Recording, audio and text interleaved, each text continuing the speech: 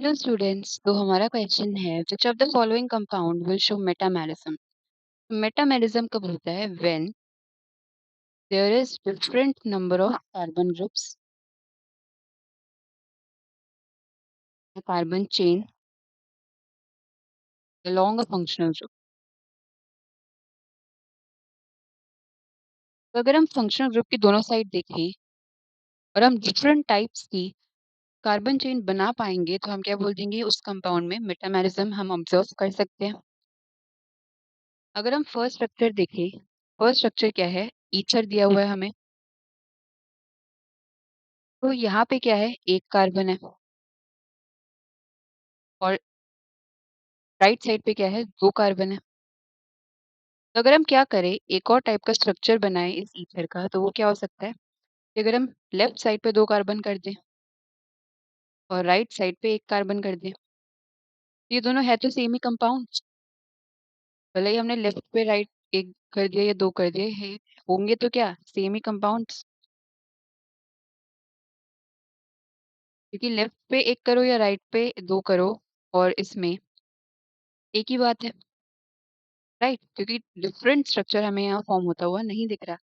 यानी कि जो फर्स्ट ऑप्शन है ये मेटामर का एग्जाम्पल नहीं है, क्योंकि अगर हम पोजीशन चेंज भी कर रहे हैं कार्बन ग्रुप्स की तब भी हमें सेम कंपाउंड ही मिल रहा है। तो यानी कि यहाँ पे मेटामेरिज्म का कॉन्सेप्ट नहीं आएगा। अगर हम सेकंड ऑप्शन की बात करें, सेकंड ऑप्शन में तो दोनों साइड सेम ही एटम्स हैं, एक कार्बन है लेफ्ट साइड पे और राइट में भी एक ही कार्बन है। तो अगर हम इंटरचेंज भी करें अगर, तो भी सेम ही स्ट्रक्चर बनेगा, यानी कि सेकंड ऑप्शन में भी हमें मेटामेरिज्म ऑब्जर्व नहीं होगा। अगर हम थर्ड स्ट्रक्चर की बात करें तो हमारे पास है CH3, C double bond O, CH2, CH3। तो अगर हम स्ट्रक्चर में देखें तो हम इसका मेटामर बनाएं, यानी कि लेफ्ट साइड पे अगर एक कार्बन है और राइट में दो कार्बन है, तो अगर हम इसे इंटरचेंज कर देंगे तब भी सेम स्ट्रक्चर ही बनेगा। लेफ्ट में एक कर दो, राइट में दो कर दो, या लेफ्ट में दो कर दो, राइट में एक कर दो, बात तो एक ही है। ये दोनों क्या है? सेम ही स्ट्रक्चर है। तो यानी कि जो थर्ड ऑप्शन है इसमें भी मेटामर फॉर्म नहीं होंगे, क्योंकि अगर हम इंटरचेंज करेंगे भी कार्बन चेन को तो हमें सेम ही स्ट्रक्चर मिल रहा है। अगर हम फोर्थ ऑप्शन की बात करें तो हमारे पास सल्फर है, एक साइड है C2H5 यानी कि दो कार्बन, दूसरी साइड भी दो कार्बन है।